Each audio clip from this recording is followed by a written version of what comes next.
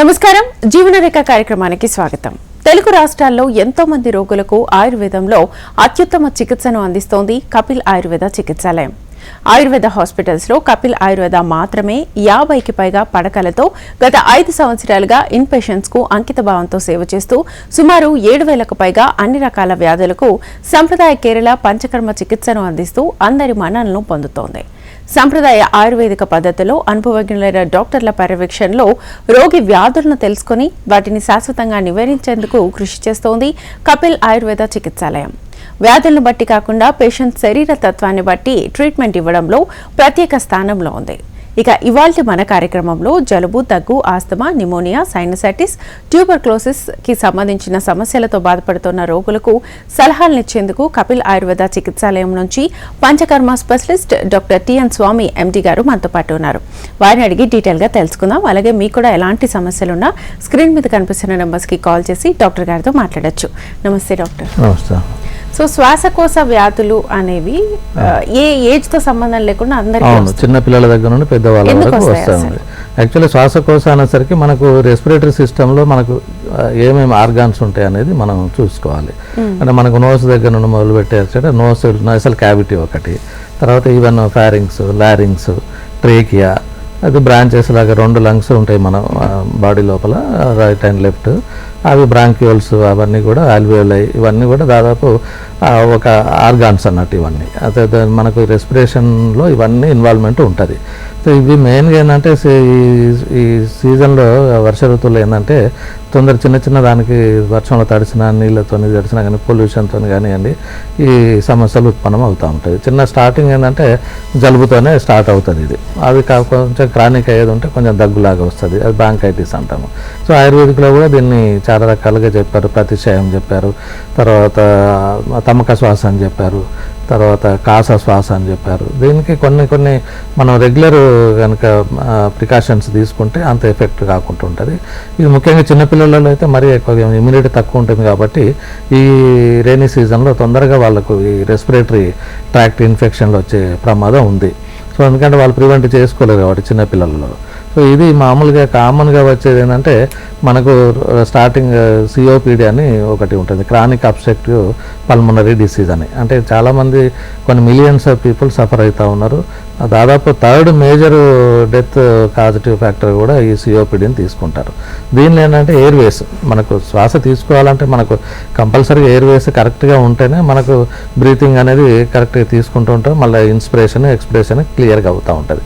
ఎప్పుడైతే ఈ Airways and lungs damage అయినాయో మనకు బ్రీతింగ్ ప్రాబ్లం మొదలవుతుంది. సో అది చెస్ట్ పెయిన్గా రావచ్చు, లేదంటే మనకు బ్రీతింగ్ ప్రాబ్లం డిస్నియా రావచ్చు, తర్వాత షార్ట్నెస్ ఆఫ్ బ్రీత్ అని అంటాము, అదొకటి. తర్వాత దగ్గు, కాఫ్, మెయిన్గా కాఫ్ రావడము, ఆ కాఫ్ వచ్చినప్పుడు కూడా స్ఫుటము అంటే తెమ్మడలాగా కూడా వస్తూ ఉంటుంది. ఇది మామూలుగా మా చిన్న చిట్కా వైద్యంతో కానీ, అది ఇంటి దగ్గర ఏదన్నా మామూలుగా కొంత వాళ్ళు ట్రీట్మెంట్ తీసుకుంటే తగ్గిపోయే అవకాశం కూడా ఉంటుంది. కానీ ఎప్పుడైతే కొంచెం క్రానిక్ అయిందో అప్పుడు మనం డాక్టర్ దగ్గరికి వెళ్తూ ఉంటారు. మామూలుగా సార్ నాకు 10 days నుండి దగ్గు వస్తుంది, జలుబు వచ్చినప్పుడు ఏంటంటే మామూలుగా మెడికల్ షాప్లోకి వెళ్ళి ఏదో ఒక ట్యాబ్లెట్ తీసుకుంటారు, వేసుకుంటారు. సో అది కాకుండా ఏంటంటే అది అప్పుడు తగ్గినట్లయితే మరి అది దగ్గుగా మారుతుంది. దగ్గు సివియర్గా అప్పర్ రెస్పిరేటరీ ట్రాక్ట్ అంటే మనకు ఓన్లీ అప్పర్ ట్రేకే వరకే ఉంటుంది. ఇక లోవర్ ట్రాక్ట్ ఇన్ఫెక్షన్ అప్పుడు మళ్ళీ లోపల లంగ్స్, తర్వాత ఆల్వియోలై ఇవన్నీ అయిపోయామంటే మనకు రెస్పిరేషన్ అన్నప్పుడు డైలిటేషన్ కావాలి. లంగ్స్ పూర్తిగా బ్రీతింగ్ తీసుకొని వదిలేటప్పుడు డైలిటేషన్ కావాలి. ఇన్స్పిరేషన్, ఎక్స్పిరేషన్ కరెక్ట్గా అయితే మనకు ప్రాబ్లం ఉండదు. లేదు షార్ట్నెస్ అప్ అంటే కొంచెం చిన్న దానికే ఆయాసం వస్తూ ఉంటుంది, బ్రీతింగ్ అనేది ప్రాబ్లం మొదలవుతుంది, చెస్ట్ టైటనింగ్ అయిపోతుంది, కాఫ్ వస్తూ ఉంటుంది, దాంతోపాటుగా స్ఫుటం వస్తూ ఉంటుంది. ఒక్కొక్కసారి ఏంటంటే ఈ స్ఫుటంలో కూడా బ్లడ్ వస్తూ ఉంటుంది, అంటే ఈ క్రానిక్ అయిన వాళ్ళకు. అప్పుడు కొంచెం డాక్టర్ దగ్గర మనం తీసుకోవాలి. ఈ బ్లడ్ వచ్చేది చాలామంది మాకు పేషెంట్ ఏంటంటే బ్రష్ చేసుకున్నప్పుడు ఫింగర్స్ వేసి మనం కఫం తీస్తూ ఉంటారు కొంతమంది. అటువంటిప్పుడు ఏంటంటే థ్రోట్లోనే కొంచెం ఇంజూరీ అయ్యి బ్లడ్ వస్తూ ఉంటుంది. ఓన్లీ బ్రష్ చేసినప్పుడు వస్తుందంటే దానికి భయపడాల్సిన పని లేదు. కొంచెం ప్రివెంటివ్గా అంత డీప్గా మనం వేలు వేయకుండా ఉంటే అది చేసుకోవచ్చు. అది లేకుండా మనం తగ్గినప్పుడు తెమ్మడతో పాటుగా మనకు బ్లడ్ వస్తుంది అని అంటే అది ఏదైనా లంగ్స్లో ప్రాబ్లం, ఫైబ్రోసిస్ కానీ లేకపోతే బ్రాంకైటిస్ అని డీప్గా ఇన్వాల్వ్మెంట్ అయినప్పుడు, ఈవెన్ లంగ్ క్యాన్సర్లో కానీ ఇలాంటి వాటిలలో మనకి బ్లడ్ వచ్చే ప్రమాదం ఉంటుంది. సో కాకపోతే మనకు ఈ సిమ్టమ్స్ ఎప్పుడైతే మొదలైనవో డాక్టర్ని కన్సల్ట్ చేసేది ఉంటే మనకు చిన్న ఇనిషియల్ స్టేజ్లోనే ఫస్ట్ స్టేజ్లోనే మనం ప్రివెంట్ చేసుకోవచ్చు. అది సిఓపిడి అనేది దాదాపు మనకు స్మోకింగ్ కానీ ఎన్విరాన్మెంటల్ పొల్యూషన్ కానీ ఇవన్నీ ఎయిర్వేస్ లంగ్స్ డ్యామేజ్ అవుతూ ఉంటుంది. సో దాని మూలంగా మనకు ఈ సిఓపిడి వచ్చే ఛాన్సెస్ ఉంటుంది. తర్వాత వచ్చేది మెయిన్గా కామన్గా చూసేది ఏంటంటే ఆస్తమా.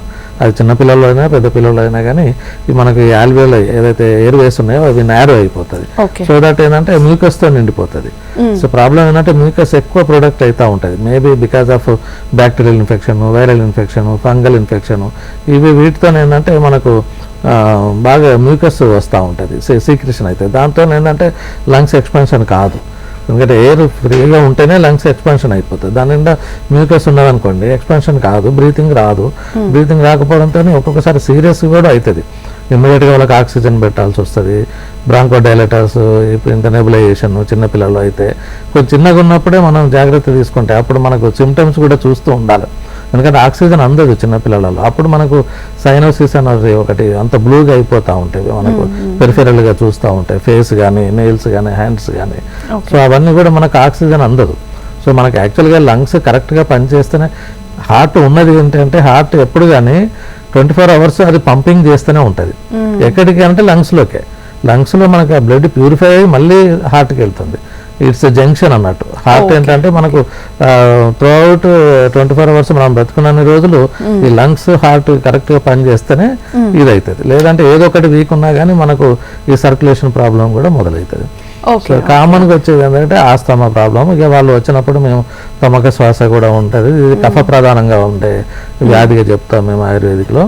దీనికి ఆయుర్వేదిక్లో మంచి ట్రీట్మెంట్స్ కూడా ఉన్నవి. చిన్న చిన్న ఈవెన్ వంటింటి వైద్యం కూడా కొంతమంది మిరియాలని, తర్వాత మన కోవిడ్ వచ్చినప్పుడు కూడా only steam inhalation with eucalyptus oil కానీ పసుపు వేసుకొని కానీ ఇవన్నీ యాంటీ ఇన్ఫ్లమేటరీగా పనిచేస్తాయి. మ్యూకస్లో ఉన్నటువంటి వైరస్ అదంతా కూడా మనకు డిఫెన్స్ మెకానిజం అనేది దేవుడు మనకు నోస్ నుండే మొదలుపెట్టాడు. అంటే నోస్ ఎప్పుడు కానీ సీలియా అంటే మనకు వెంట్రుకలు ఉన్నాయి, అవే అక్కడ మనకు కొంతవరకు ఈ బ్యాక్టీరియా అండ్ వైరస్ ఎంటర్ కాకుండా ప్రొటెక్ట్ చేస్తూ ఉంటుంది. And at the same time మాయిశ్చరైజర్గా ఉండాలి, డ్రైగా ఉండకూడదు. ఎందుకంటే మాయిశ్చరైజ్గా ఉంటే ఏంటంటే ఆ వైరస్ బ్యాక్టీరియా అక్కడ నోస్లోనే ఆగిపోతాయి అవి. సో అదొకటి. తర్వాత ఇంకో కొంచెం అవి దాటుకొని త్రోట్ వరకు పోతే మనకు రిఫ్లెక్స్ ఏంటంటే కాఫ్ వస్తుంది. సో అది కాఫ్తోనే మనం కొంతవరకు ఎలిమినేట్ చేయొచ్చు. అది కూడా కానప్పుడు మన ఇమ్యూనిటీ ఇంకా తక్కువ ఉన్నప్పుడు అప్పుడు రెస్పిరేటరీ ట్రాక్ట్లోకి బ్యాక్టీరియా కానీ వైరస్ కానీ పోతూ ఉంటుంది. సో అందుకని చిన్నపిల్లలకు చిన్నప్పుడు మనకు నోస్లో కొంచెం ఆయిల్ వేసేది ఎందుకు అని అంటే ఎప్పుడు పచ్చిగా ఉండాలి, తడిగా ఉండాలని చెప్పి. చిన్నపిల్లలలో ఇంకా ఇమ్యూనిటీ తక్కువ ఉంటుంది కదా, ఆ డ్రైనెస్ ఉండడం మూలంగా ఏమంటే లోపలికి వెళ్ళిపోతూ ఉంటాయి అన్నీ. సో ఇప్పుడు మనకు ఈ సిఓపిడి అయినా కానీ ఆస్తమా అయినా కానీ మనం ఈ గ్యాసెస్ ఎక్స్చేంజ్ చాలా మటుకు ఇన్హేల్ చేస్తూ ఉంటాము. గ్యాసెస్, బ్యాక్టీరియాలు, ఇవన్నీ స్మోక్, ఇవన్నీ ఇన్హేల్ చేస్తూ ఉంటాం కాబట్టి మనకి ఈ ప్రాబ్లం ఉత్పన్నం అవుతూ ఉంటుంది. కానీ కామన్గా ఏంటంటే దాదాపు ఒక 300 million వరకు కూడా ఈ ఆస్తమా, బ్రాంకల్ ఆస్తమాతో బాధపడే వాళ్ళు ఉన్నారు. సరే కాకపోతే కొంచెం ఆక్యుపేషనల్గా కొంతమందికి అంటే వాళ్ళ వృత్తిరీత్యా స్మోక్లో పనిచేయడం కానీ డస్ట్లో పనిచేయడం కానీ అట్లా కొంత ఉంటుంది. కొంతమంది చిన్న చిన్న వాటికే ఫుడ్ ఎలర్జీ కానీ ఈవెన్ పోలన్ ఎలర్జీ అని అంటాం, మనకు అది సమస్య ఎక్కువ రావడానికి ఉంటుంది ఆ బ్రాంకల్ ఆస్తమా. ఇవి కొన్ని మనం ప్రివెంట్ చేసుకోవచ్చు. అంటే స్మోకింగ్ క్విట్ చేయడం కానీ, కొంచెం వెయిట్ ఐడియల్గా ఉండడం కానీ, ఇవి కొన్ని మన బ్రీతింగ్ ఎక్సర్సైజ్ చేయడం కానీ, డైట్ విషయంలో కానీ జాగ్రత్తగా ఉండేది ఉంటే మనం కొంచెం ఇమ్యూనిటీ డెవలప్ చేసుకునే డైట్, తర్వాత మెడిసిన్స్, తర్వాత ఆయుర్వేదిక్లో మనకు పంచకర్మ డీటాక్సిఫికేషన్ థెరపీ కానీ, దీనికి మనకు ఆయుర్వేదిక్లో మనకు నస్యకర్మ మొత్తం నాసల్ క్యావిటీ అంతా కూడా క్లీన్ చేసే క్లెన్సింగ్ ప్రాసెస్ ఒకటి ఉంటుంది. తర్వాత వమనం కూడా చేయిస్తాము. ఎందుకంటే మనకు చాలా మటుకు కఫ ప్రధానమైన వ్యాధులన్నిటి కూడా మేము మెడికేటెడ్. అది వమనం అంటే మామూలుగా ఏదో వామిటింగ్ చేసుకోమని మేము చెప్పడం కాదు, అది మేము ట్రీట్మెంట్ అది లోని భాగం. అది పేషెంట్ అడ్మిట్ కావాలి, దాని ముందు కొంచెం పూర్వకర్మలు ఉంటాయి, తర్వాత మేము మెడిసిన్ ఇచ్చేసి ఆ కఫం అంతా కూడా మనం బయటికి తీసేసంటే అన్ని ఛానల్స్ అన్నీ కూడా మనకు డీటాక్సిఫై అయిపోతాయి, టాక్సిన్స్ అన్నీ ఎలిమినేట్ అయిపోతాయి. సో ఇది మాకు ప్రధానంగా ఈ సమస్యలకు ఆయుర్వేదిక్లో మేము ట్రీట్మెంట్. తర్వాత ఇంటర్నల్గా కూడా చాలా మెడిసిన్స్ ఉన్నవి మనకు, బ్రాంకో డైలేటర్స్ కానివ్వండి, లేదంటే వచ్చిన మన వైరల్ ఇన్ఫెక్షన్ కానివ్వండి. ముఖ్యంగా ఈ మధ్యన మనకు కోవిడ్తో చాలామంది రెస్పిరేటరీ ప్రాబ్లంతో సఫర్ అయినరు. ఎందుకంటే ఇది చిన్న చిన్న మనం ప్రికాషన్స్తోని ప్రివెంట్ చేసుకోవచ్చు. సో వాళ్ళు ఇంటి దగ్గర కొన్ని మేము చెప్తాం వచ్చినప్పుడు పేషెంట్కి ఏమేమి చేసుకోవాలి, ఇలాంటి తొందరగా జలుబు దగ్గు వస్తూ ఉన్నదని చాలామంది పేషెంట్లు చిన్నపిల్లలను కూడా తీసుకొస్తూ ఉంటారు. చాలా వాళ్ళ దగ్గర యాంటీబయాటిక్లు, బ్రాంకోడైలేటర్స్, కాఫ్ సిరప్స్, తర్వాత ఇవన్నీ కూడా రెడీగా పెట్టుకొని ఉంటారు. అంత సివియర్గా ప్రాబ్లం ఉంది ఇప్పుడు. అంటే ముఖ్యంగా ఈ సీజనల్ ఇంకొంచెం అగ్రివేట్ అయ్యే అవకాశం ఉంటుంది. కోల్డ్ వేవ్స్ కానీ తడవడం మూలంగా జలుబు దగ్గు ఇలాంటివి ఎక్కువ వస్తూ ఉంటుంది. ఓకే సార్, కంటిన్యూ చేద్దాం. కాలర్ ఉన్నారు నాగరత్నం ఆదూరి నుంచి. నమస్తే అండి. నమస్తే మేడం. చెప్పండి, మాట్లాడండి. మా పాపకి పొద్దున్నే జలుబు చేస్తుంది మేడం, అందుకే డాక్టర్ దగ్గర మాట్లాడతామని. ఎంత వయసు ఉంటుందమ్మా? ఇప్పుడు 16 ఉంటాయి సార్. 16 సంవత్సరాలు. ఓకే. సో స్కూల్కి పోతూ ఉన్నాడు. దీనికి ఇమ్యూనిటీ కొంచెం తక్కువ ఉంటే వీళ్ళకి కొంచెం బ్రీతింగ్ ఎక్సర్సైజ్, లావు ఎక్కువ ఉన్నట్లయితే కొంచెం బరువు తగ్గాలని మేము అడ్వైజ్ చేస్తూ ఉంటాము. ఈ చిన్న మాకు ట్రీట్మెంట్స్తో వాళ్ళకు ఈ మార్నింగ్ లేవగానే కొంతమంది అదే పనిగా ఒక 10-20 తుమ్ములు తుమ్మేస్తూనే ఉంటారు వాళ్ళకు. సో నాసల్ రైనైటిస్ ప్రాబ్లం మొదలవుతూ ఉంటాయి, జలుబు, రన్నింగ్ నోస్, వాళ్ళకు ఇమ్మీడియట్గా వాళ్ళు హే ఫీవర్ అంటాం దాన్ని. సో రైనైటిస్ అవన్నీ కూడా మనం చిన్న ట్రీట్మెంట్తో వాళ్ళకి ఇమ్యూనిటీ డెవలప్ చేయొచ్చు. మా దగ్గర ట్రీట్మెంట్కి వచ్చాయంటే వాళ్ళకు చిన్నగా నస్యకర్మ మనం ఇంటి దగ్గర చేసుకునేటట్టు కూడా మనం నాసల్ డ్రాప్స్ అడ్వైజ్ చేస్తూ ఉంటాం. ఎందుకంటే నాసల్ కంజెషన్ అయిపోతుంది. చాలామంది కూడా నాసల్ డ్రాప్స్ రెగ్యులర్గా వాడుతూ ఉంటారు, నైట్ మార్నింగ్ ఇదంతా కూడా. ఎందుకంటే కంజెషన్ అయిపోయి బ్రీతింగ్ ప్రాబ్లం, నోస్ అసలు ఎయిర్ పాస్ కాదు. సో అటువంటిప్పుడు ఏంటంటే వాళ్ళకు చాలా సఫర్ అవుతూ ఉంటారు. బ్రీతింగ్ టైట్గా తీసుకోవడం కానీ అసలు వాళ్ళకి ఇక షార్ట్నెస్, డిస్నే ఎప్పుడు ఆయాసం ఇదవుతూ ఉంటారు. సో దీనికి మనం చిన్న ట్రీట్మెంట్ అతనికి అబ్బాయికి చెప్పేదంటే కొంచెం బ్రీతింగ్ ఎక్సర్సైజ్ కూడా మేము వాళ్ళకి ఇష్టమైన గేమ్స్ ఆడుకోమని, ఏదో ఒకటి మనకు చెమట వచ్చేటట్టుగా బ్రీతింగ్ బాగా ఇది వచ్చేటట్టుగా మనం చేసుకున్నట్లయితే ఆ చిన్న సమస్య ఆమెకు తగ్గిపోతుంది. ఓకే. ఇప్పుడు చాలా మందికి దగ్గు వస్తూ ఉంటుంది.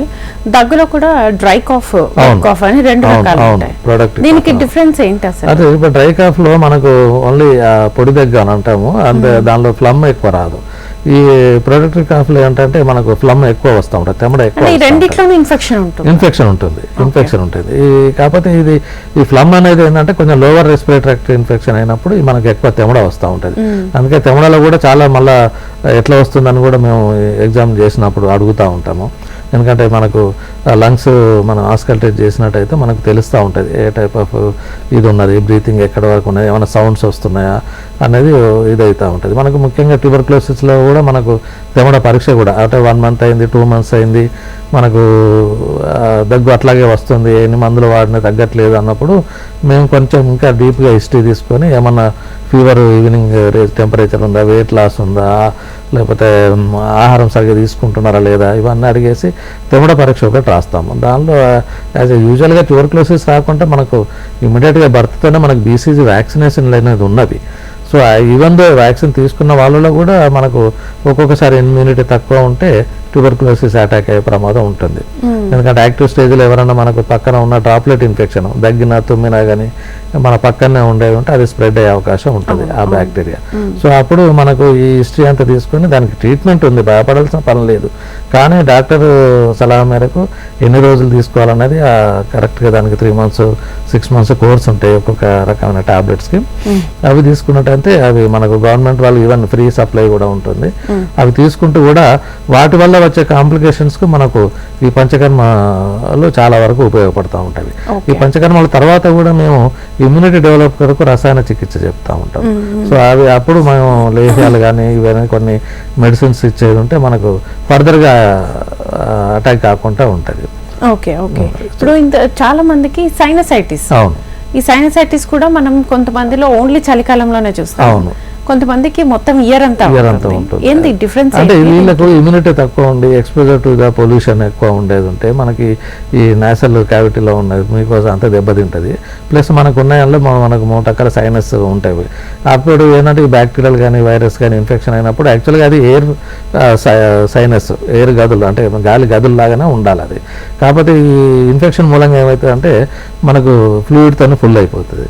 ఆ ఫిల్ అయిన ఫ్లూయిడ్ కాస్త ఇన్ఫెక్షన్ మొదలవుతుంది. అప్పుడు మనకి ఈ సైనసైటిస్ ప్రాబ్లం మొదలవుతుంది. దానికి కూడా మేము నస్యకర్మతోనే ఆ ఫ్లూయిడ్ అంతా కూడా మనకు కఫాన్ అంతా కూడా బయటకు తీసేసి మళ్ళీ ఎప్పట్లాగా న్యాచురల్గా ఉండేటట్టుగా మేము ఎయిర్ స్పేసెస్ అన్నీ నార్మల్గా ఉంచితే అప్పుడు మనకు ఈ సైనసైటిస్ ప్రాబ్లం కూడా తక్కువ ఉంటుంది. కాకపోతే దానికి కొంచెం ప్రికాషన్స్ తీసుకున్నట్లయితే వాళ్ళకు ఈ సమస్య తీరుతుంది. Okay okay. ఇప్పుడు సైనసైటిస్ లాగే ఆస్తమా కూడా, అవును, ఆస్తమాలో కూడా మళ్ళీ 2 రకాలు ఉన్నాయి. కొందరికి ఫుడ్ వల్ల కొంచెం బ్రీతింగ్ ప్రాబ్లం వస్తుంది, కొందరికి చలి వల్ల వస్తుంది. ఈ రెండింటికి తేడా దీనికి ముఖ్యంగా అంటే ఇప్పుడు యాక్చువల్ గా మనకు ఇన్ జనరల్ గా ఈ సీజన్ లో వచ్చేది ఏంటంటే బ్రాంకియల్ ఆస్తమా, అంటే లంగ్స్ ఇన్వాల్వ్మెంట్ ఎక్కువ ఉంటుంది. అట్లాగే మనకు హార్ట్ ఫెయిల్యూర్ లో కూడా ఒక్కొక్కసారి ఈ లంగ్స్ బ్రీతింగ్ ప్రాబ్లం వస్తూ ఉంటుంది. దాని కార్డియాక్ ఆస్తమా, మనకు తొందరగా ఆయాసం వస్తూ ఉంటుంది, చెమటలు వస్తూ ఉంటాయి బాగా. సో మనకు వచ్చినప్పుడు పేషెంట్ వచ్చినప్పుడు మేము డిఫరెన్స్ అది whether it is cardiac asthma, మనకు పల్మనరీ ఏమైనా ఈ బ్రాంకియల్ ఆస్తమా అనేది మేము డిసైడ్ అంటే ఎగ్జామినేషన్లో మనకు తేలిపోతుంది. సో కాకపోతే దానిలో కొన్ని వేరే డిసీజెస్ కూడా ఉంటాయి.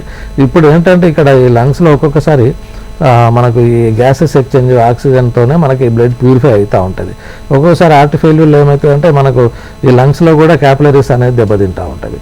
అప్పుడు మనం ఒక్కొక్కసారి ఇది లంగ్స్లో ఒకసారి ఫైబ్రోసిస్, ఈ పల్మనరీ ఎంబాలిజం అని క్లాట్స్ కూడా మనకు మధ్యలో ఇదవుతూ ఉంటాయి. దానివల్ల ఏంటంటే బ్రీతింగ్ సరిగా రాదు.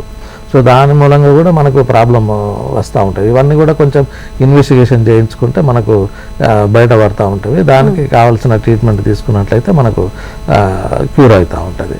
Okay okay. సో మీరు చెప్పిన ఈ దగ్గు, జలుబు, ఆస్తమా, సైనసైటిస్ ఇవన్నీ కూడా జెనెటికల్ ప్రాబ్లమ్స్ ఉంటాయా, లేకపోతే వాతావరణం? ఇది చాలా మటుకు కూడా ఈ ఆస్తమాటిక్ అనేది జెనెటిక్ ప్రాబ్లం గానే ఉన్నది.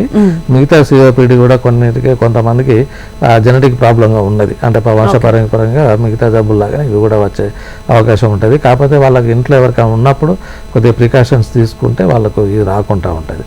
ఇంకా ఇది కాకుండా ఏంటంటే స్లీప్ అప్నియా అంటాము, మనకు పల్మనరీ అబ్స్ట్రక్టివ్ స్లీప్ అప్నియా. ఒక్కోసారి నిద్రలోనే వాళ్ళకి ఈ పీరియాడికల్గా మనకు బ్రీతింగ్ స్టాప్ అవుతూ ఉంటుంది. అది వాళ్ళకి తెలియదు, మనం చూసే వాళ్ళకి తెలుస్తూ ఉంటుంది. వాళ్ళు బ్రీతింగ్ మధ్యలో నిద్రలోనే ఆపేస్తారు కొంతసేపటి దాకా, తర్వాత కొద్దిగా చోకింగ్తోని అది మళ్ళీ బయటకు వస్తూ ఉంటుంది. ఇది కూడా ఒక రకంగా రెస్పిరేటరీ ప్రాబ్లమే, అది బ్రీతింగ్ స్లీప్ అప్నియా అంటాం అది. సో దానికి ఏంటంటే మనకి ఈ స్మోకింగ్ అట్లాంటివి ఉన్న వాళ్ళు అవాయిడ్ చేసుకోవడం, ఒబేసిటీ ఉన్న వాళ్ళు తగ్గడం, మెయిన్గా దానిలో ఒబేసిటీ, స్మోకింగ్ అలవాటు ఉన్న వాళ్ళలో ఎక్కువ వస్తూ ఉంటుంది. సో అలాంటి వాళ్ళకి ఏంటంటే మనకు గుండె జబ్బులు వచ్చే అవకాశం కూడా ఉంటుంది. సో అందుకని మనకు ఇంట్లో వాళ్ళు చెప్పినట్టు మీరు పడుకున్నప్పుడు ఒకసారి బ్రీతింగ్ ఆగిపోతూ ఉన్నది, కొద్దిసేపటికి మళ్ళీ ఏదో దగ్గు వచ్చి లేచి మళ్ళీ బ్రీతింగ్ తీసుకుంటూ ఉన్నారు అన్నప్పుడు మనం కంపల్సరీగా డాక్టర్ను కన్సల్ట్ కావాలి. దానివల్ల కొంచెం కొన్ని గుండె జబ్బులు వచ్చే అవకాశం ఉంటుంది. దానిలో మెయిన్గా ఏంటంటే స్నోరింగ్ ఒకటి ఎక్కువ ఉంటుంది.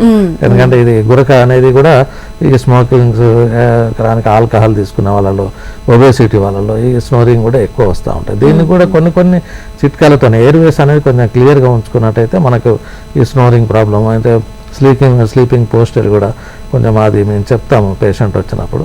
దీన్ని కూడా మనకు నస్యకర్మతో కూడా మనకు మంచి ట్రీట్మెంట్ ఉన్నది. ఎందుకంటే మనకు టాక్సిన్స్ తెలియతే చిన్న వేరే డిసీజ్తోని ఇవన్నీ సిమ్టమ్స్ వస్తూ ఉంటాయి. చాలామంది వస్తారు మా దగ్గరికి, చాలా గురక ఉన్నది సార్, మేము పక్క వాళ్ళు నిద్రలో పోతలేరు, అంత గురక సోషల్ కూడా కొంచెం మాకు ఎటన్నా పోయినా కానీ ఇబ్బందిగా ఉంటుంది అన్నప్పుడు వాళ్ళకి మేము చెప్పే కొన్ని పాటించేటట్టయితే చాలా మటుకు తక్కువ అవుతాయి. ఎందుకంటే ఆ టాక్సిన్స్ అన్నీ మనకు ఎలిమినేట్ కావాలి. నాసికర్మలు మనకు మెయిన్గా నాసల్ క్యావిటీ అంతా కూడా ఫ్రీగా ఉండాలి. సో ఇవన్నీ మనకు కొంచెం ప్రికాషన్ తీసుకొని ట్రీట్మెంట్ తీసుకుంటే తగ్గిపోతుంది. స్నోరింగ్ ప్రాబ్లం నుండి కూడా మనం బయటపడవచ్చు. స్నోరింగ్ కూడా మాకు ట్రీట్మెంట్ ఉన్నది. Okay okay. Coming to treatments, వీటికి ట్రీట్మెంట్కి అసలు ఎంత టైం పడుతుంది? అయితే ట్రీట్మెంట్ కంటే మనకు దీనికంటే ముందు కొన్ని పరీక్షలు కూడా చేయించుకోవాల్సి వస్తుంది. ఒక్కొక్కసారి ఏంటంటే మనకు క్రానిక్ కాఫ్ వస్తుంది అని అంటే జనరల్గా మేము స్పుటమ్ ఎగ్జామ్ కానీ లేదంటే లంగ్స్ ఎక్స్రే కానీ ఒకటి తీస్తాం. సివియారిటీని బట్టి మనకు అది ఒక్కొక్కసారి ఏంటంటే లంగ్స్లో ఫ్లూయిడ్ కూడా చేరిపోతూ ఉంటుంది. అంటే మనకు ప్లూరల్ ఎఫ్యూజన్ అంటాం దాన్ని.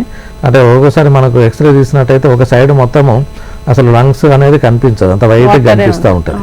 సో దాని ఏంటంటే ఫ్లూయిడ్ అంతా ఫిల్ అయి ఉంటుంది. దాంతో ఒక సైడ్ మనకు ఆస్కల్టేషన్ చేసేది ఉంటే బ్రీతింగ్ సౌండ్స్ రాదు, తర్వాత డల్ పర్కషన్లో ఉంటుంది. ఆ తర్వాత మనకు జాగ్రత్తగా ఏంటంటే దాన్ని ఫ్లూయిడ్ను డ్రా చేయాల్సి వస్తుంది. అంటే యాంటీబయాటిక్తోని ఒక్కొక్కసారి సబ్సైడ్ అవుతుంది, కాకపోతే ఎక్కువ ఫ్లూయిడ్ ఉంటే మాత్రం మనం ఆ ప్లూరల్లో మనకు ఆ సిరింజ్తో మనకు డ్రా చేసేసి మనం అది తీసేసుకుంటాం. అటువంటిప్పుడు కూడా మనం కొంచెం జాగ్రత్తగా ట్రీట్మెంట్ చేయించుకోవాల్సి వస్తుంది. అది కొంచెం సీరియస్గానే ఉంటుంది ఆ ట్రీట్మెంట్, అంటే డేంజర్గా మనకు ఏదన్నా కావచ్చు. సో అటువంటిప్పుడు ఏంటంటే మనకు ఎక్స్రే మూలంగా ఒకసారి ట్యూబర్కులోసిస్లో కూడా ఫైబ్రోసిస్ ఇవన్నీ కూడా ఎక్స్రేలో, ఇప్పుడు ఇంకా లేటెస్ట్ ఏంటంటే సిటీ స్కాను, ఎంఆర్ఐ ఇవి కూడా మనకు చేయించుకోవడం మూలంగా ఏంటంటే డీప్గా అసలు లంగ్స్లో ఏంటి ప్రాబ్లం అనేది కూడా తెలుస్తూ ఉంటుంది.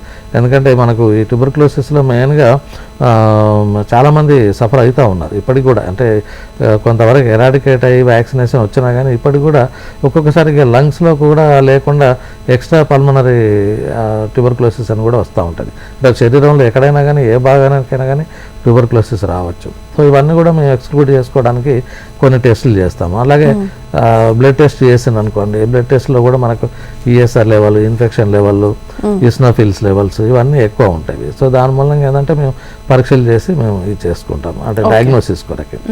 ఇది పోగా ఏంటంటే మనకి ట్రీట్మెంట్ ఆస్పెక్ట్ వచ్చేసరికి ఆయుర్వేదిక్లో అయితే ముఖ్యంగా దీనికి మేము పంచకర్మలు అడ్వైజ్ చేస్తూ ఉంటాం. సో దీనికి స్నేహస్వేదాలు, తర్వాత కొంచెం ఈ స్టీమ్ ఇన్హలేషన్స్, బ్రాంకోడైలేటర్స్, తర్వాత ప్రధాన కర్మకు వచ్చేదంటే కఫ ప్రధానమైంది కాబట్టి మనకు వమన కర్మ అనేది దీనిలో ఇస్తాము. అట్లాగే కొంచెం ఈ మెయిన్గా ఏంటంటే డిస్నియా ఇవన్నీ కూడా స్టమక్ కూడా బ్లోటింగ్ అయిపోతూ ఉంటారు, అంటే ఏరోఫేజియా, ఎయిర్ కూడా వాళ్ళు మింగేస్తూ ఉంటారు సరిగ్గా బ్రీతింగ్ లేనప్పుడు. సో కడుపు ఉబ్బరంగా ఉంటుంది, దానికి మైల్డ్ విరేచనము, పర్గేషన్ కూడా ఇస్తాము. దాని మూలంగా కూడా చాలా మటుకు రిలాక్స్ అవుతారు పేషెంట్. సో ఇవన్నీ కూడా మనకు పంచకర్మలలో ముఖ్యంగా ఇచ్చేది. ఆ తర్వాత చూసుకుంటే మనకు శమనౌషధాలు కూడా చాలా మంచి ఇమ్మీడియట్గా తగ్గే ట్రీట్మెంట్స్ ఉన్నవి.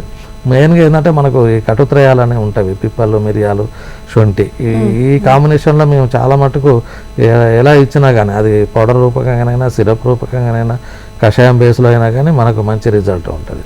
ఆ తర్వాత ఇంకా కొన్ని ఆసవరిష్టాలు ఉన్నవి, కొన్ని తేనెతో తీసుకునే చూర్ణాలు ఉన్నవి. సో ఇవన్నీ కూడా మనకు ట్రీట్మెంట్ ఆస్పెక్ట్ వచ్చినప్పుడు.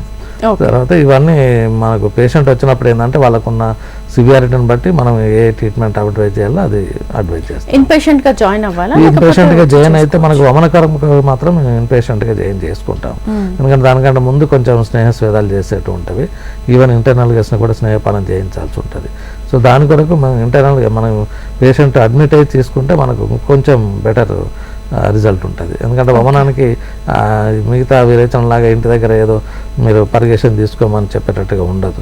తర్వాత చేయించే ముందు రోజు కూడా కొన్ని ప్రికాషన్స్ ఉంటాయి, చేయించే రోజు కూడా ఉంటాయి, చేయించిన తర్వాత కూడా మనం అండర్ డాక్టర్ సూపర్విజన్లోనే ఉండాల్సి వస్తుంది. సో దానికి కాకపోతే ఒకసారి ఇప్పుడు ఎందుకంటే ఇది సమస్య ఎప్పటికీ వాళ్ళకి క్రానిక్ ఉంటుంది కాబట్టి లైఫ్ లాంగ్ సఫర్ అవుతూ ఉంటారు. సో అది కాస్త పోవాలి, మనకు రాకూడదు అనుకుంటే కొంచెం మనకు ఈ మేము చెప్పిన ప్రకారంగా కనుక ట్రీట్మెంట్ తీసుకుంటే తప్పకుండా తగ్గిపోతుంది. ఏంటంటే బాడీ నుండి టాక్సిన్స్ బయటకు వెళ్ళిపోవాలి.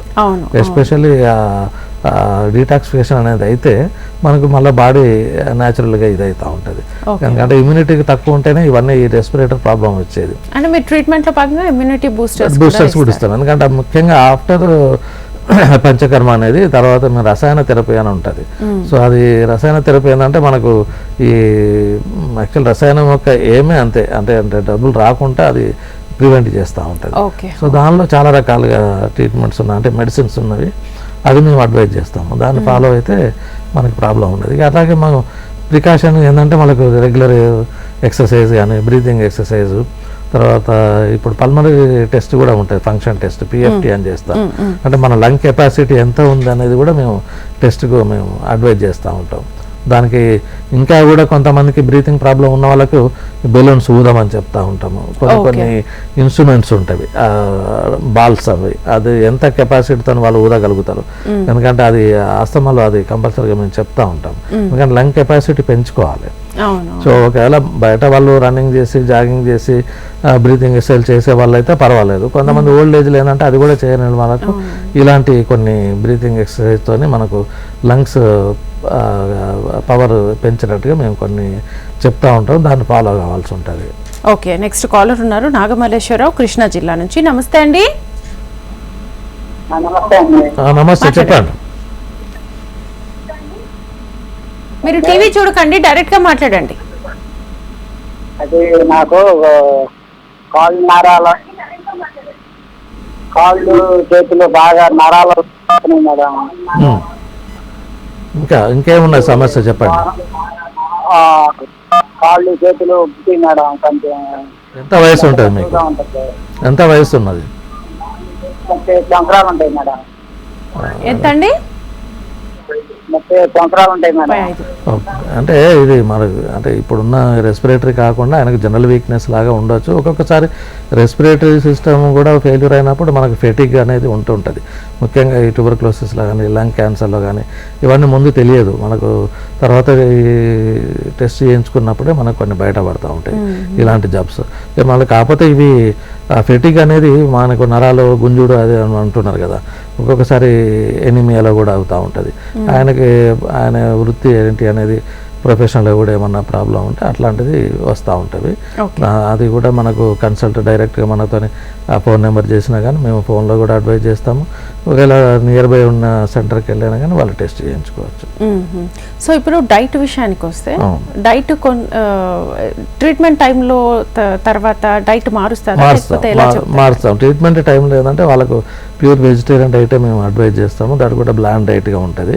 కొంచెం మసాలాలు కానీ కారము, ఈ పులుపు సంబంధము ఇవి అన్నీ లేకుండా ఈజీగా డైజెస్ట్గా అయ్యేటి ఒకటి.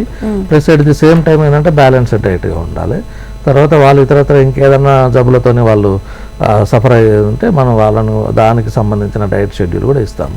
సపోజ్ ఒబేసిటీలో ఉన్నారు, డయాబెటీస్లో ఉన్నారు, లేకపోతే ఇంకేదైనా హైపర్ ఎసిడిటీ ప్రాబ్లంతో ఉన్నారు అని అంటే వాళ్ళకు కావాల్సిన ఆ డైట్ ఒకటి చెప్తూ ఉంటాము. వీలైనంత మటుకు మేము బయటికి డిశ్చార్జ్ అయిన తర్వాత కూడా కఫం ఎక్కువ ఇంక్రీజ్ చేసేటువంటి డైట్లు మేము ఎక్కువ బిర్యానీలు కానీ, బాగా ఆయిల్ ఫుడ్ కానీ, స్పైసీ కానీ ఇవన్నీ వీలైనంత మటుకు మేము అవాయిడ్ చేయమని చెప్తాము.